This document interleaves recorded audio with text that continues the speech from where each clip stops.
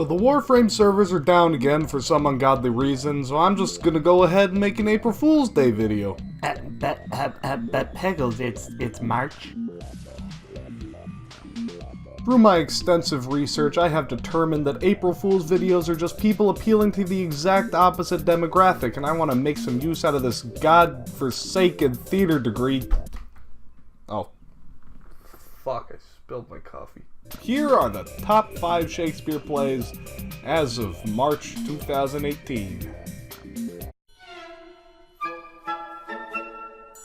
The Tempest is the last play Shakespeare wrote, and it kinda seems to parallel his journey as a playwright. It's one of those plays that really sucks to read, but if you watch it, it really gets to you. Probably because the play's all about spectacle. There's a whole lot of magic going on. King Lear has Regan in it. Regan is a fucking psychopath and is the best villain Shakespeare ever wrote. Except Lady Macbeth.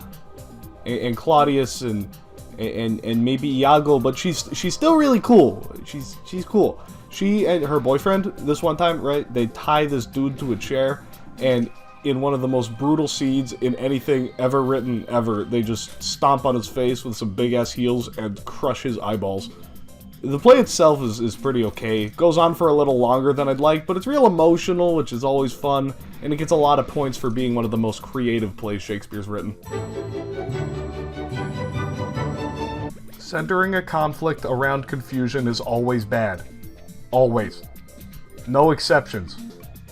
Except this one. This is an exception. Twelfth Night is hilarious and probably is one of the first meta-narratives ever written.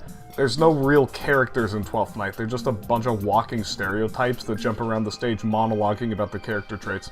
Olivia's vain, Orsino is spoiled, Malvolio's proud, and Toby burps a lot. There's not a whole lot of symbolism here, nothing that pushes the boundaries of literature. It's just really funny. Hamlet is the single greatest Shakespearean character. He's the most melodramatic, unlikable, indecisive fuck, but you can't help but love him, or hate him. That's the beauty of Hamlet. It's a story that is ultimately about decision. To be or not to be is probably the most famous soliloquy of all time, and it's about whether or not suicide is a good idea. If anyone's wondering, it eventually boils down to, yeah, life sucks, but death is probably worse.